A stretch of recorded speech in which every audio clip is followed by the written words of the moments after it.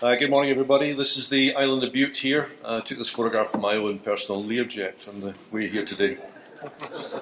Bute Fabrics was opened in 1947 by the Marquis of Bute at that point. We have a capacity to make 8 miles of fabric per week, and we're well known as a contemporary wool-rich weaver of very high quality fabrics. We employ 47. Many of them have got long service. Our operations director, for example, is 30 years. Our creative director has been with us for 26 years, but we've now, through growth, managed to bring in a whole new crop of employees who will be the next generation and the next board of directors. This is the mill building. Originally it was a convent, and in 1947 Lord Bute moved the nuns out and opened up the mill. Going back to the fundamentals of economic growth comes from tax revenues from businesses.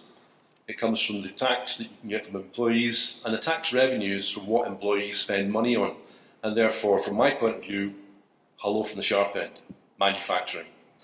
The most important thing about manufacturing is that we have microeconomies that completely surround our business. And what we've tried to do is we've tried to develop as much as we can with businesses on Bute at extra cost. We've tried to maximise what we spend within the UK, and we've tried to minimise what we buy from outside of the UK. So, in the last 4 years, what we've done is we've moved all of these things to the Isle of Bute. The IT support is held there, design, printing. We buy our printing on Bute. Obviously it's more expensive, we could buy it online. We use the joiners, the local blacksmith, we've had the lighting change, the building and maintenance. All those things are conducted by businesses based on Bute. And in Great Britain, we spend millions with spinners. We spend a lot of money with dyers, winders. We of course have to pay for shipping to move our products all around the world. 90% of our business is export. We bought textile design software. We bought that in Scotland from a company called ScotWeave. Just bought it. It cost us £11,000 for the update. We bought a company-wide software package that controls all of our production routines and ensures our quality. And we bought that from a company in Paisley called Progress Plus. We didn't have to do that. We chose to do that. We chose to pay more for these things in local areas. And of course, we've got to buy ferry tickets. Okay, so what have we done? Well, our contribution to the economy here is that we've almost doubled our turnover. We plan to do the same again. We will employ a lot more people, and most of those will be younger people. And we will spend more in our own microeconomies that surround us. But we must have the cash to fund the growth of sales. That's critically important. Businesses run out of cash faster when they grow. And we must have low interest rates. And in terms of corporation tax, well, Bute Fabrics isn't going to be paying corporation tax for quite some time because the accrued losses were colossal. This year we won the Queen's Award for Enterprise. Our export turnover was up 19% in 2011, and in 2012 it was up a further 53%. And 2 of our people went to meet the Queen at Buckingham Palace, and one of those was our 74-year-old American agent who had been with us for 20 years.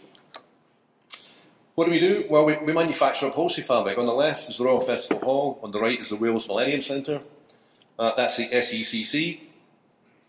This is Buckingham Palace, where the fabric on the wall was manufactured on Bute. The green stuff that you can see is our Clyde range, and it's also in the National Gallery of Scotland. So if you're on the Mound and you go into the National Gallery, all the fabric on the wall behind the Rembrandts and the Poussins is from Bute.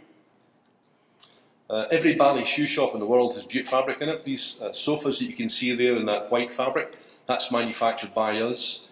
We then supply it to whatever furniture manufacturer Bally choose to use. So for example, when they opened up in Rio, we sent the fabric to a furniture manufacturer in Brazil. This is the Fitzwilliam Hotel in Dublin, where we had to manufacture fabric that completely matched a very important rug. And this is a Mexican restaurant chain, Chiquitos. They came to us a few years ago and they said, can you guys make a Mexican-looking fabric? We said, yeah. They said, well, on you go then. So we've now supplied 60 restaurants with 4 colour variations on a Mexican theme. Hong Kong Airport, when it opened up in 1996, we supplied 18,000 metres of fabric. Some of that fabric is still in use today, but more importantly, when they refurbish an area, the facilities director for the airport emails me and he says, these are the 3 companies that we've invited into tender for the refurbishment of this area. Could you please give them the same price, and can you ensure that they bought enough fabric to recover X number of seats? The last thing they want is for a local Hong Kong company to go to Shanghai and buy something that looks like Bute fabric but isn't Bute fabric. As an overview for the business, in 2010, the accrued losses for the business were colossal. That's why we're not paying corporation tax for some time. But by the end of 2010, and thank you, High made a very positive financial intervention with the business. Once they'd reviewed our plans for what we wanted to do, HIE stepped in very tightly behind us, and they're now an extremely important partner in the development of our business. And the mill was seriously overstaffed. In the early discussions I had with Lord Bute, it was clear that we had too many people, but his view was the same as mine. The last thing we wanted was to not be able to get hold of fully trained weavers or warpers or darners or pluckers when we started to grow, and therefore we kept all these people on. We didn't put them on short time, we didn't lay them off, we paid them full, proper wages for the whole time, despite the fact they were underemployed. And he agreed with me that we should move all purchasing back to the Isle of Bute. When we looked at the overview of the business, we had to compare all of those things as being very important, and each of those things is very important, is equally as important as the other. But from a simple point of view, if you take Bute Fabrics, our most important product is a tweed product, and if you look at the worst price that we had in 2009, and that's all we made for a whole shift, for a whole week, at the end of the year, we have a £4 million pre-tax profit. We're not making that. That's not happened. The growth hasn't been that substantial. But what it does prove is there's no reason for the business to move from Bute. This is our key route to market, and this is replicated in every market around the world. We need architects, we need designers, we need manufacturers, and we need corporate businesses. I mean, for example, we won the contract for the Royal Bank of Scotland refurbishing, so if you're in Edinburgh, at the west end of Princess Street, the Royal Bank of Scotland flagship branch, you go in there, it's Bute Fabrics on the seating, Bute Fabrics on the walls, Bute Fabrics on the dividers, and it's Bute Fabrics on the lampshades. So we've got 660 branches to complete from. Lead time? Well, in our case, because we deal with the architects and designers, it takes 2 years. And one of the things that we've just done is we've just agreed pricing for the Intercontinental Hotel in Jakarta. Now, that's not going to come out in the ground until December next year. But because we've got a strong, predictable currency, we've already set the prices so the Intercontinental know exactly what they're letting themselves in for. In terms of the business being unprofitable, one of the most important things that we had to do was we had to eliminate people who were really just an overhead and who weren't producing. And now what we've got is we've got a team of directors and we've got workers. We've got nothing in between. What difference has that made? Well, this chart here shows you that in 2008 and 2012 our turnover was the same. But in 2008 we made a huge loss, and in 2012 we made a wee profit. And as you can see, we're still growing. One of the most important things for any business in determining its future is you have to put together a business plan. And it's easy to budget for rent. If it's £12,000 a quarter, it's £12,000 a quarter. It's easy to budget for advertising. If you say, I'm going to spend 10,000, when you get to 10,000, you stop, or not. You can forecast sales, but forecasting sales is like forecasting the weather. And you could bring in sales targets, which are completely different from forecasts, because sales targets should be a push, it should be something to motivate people. And you've got to blend all of that together as a business plan and then report back on it on a monthly basis.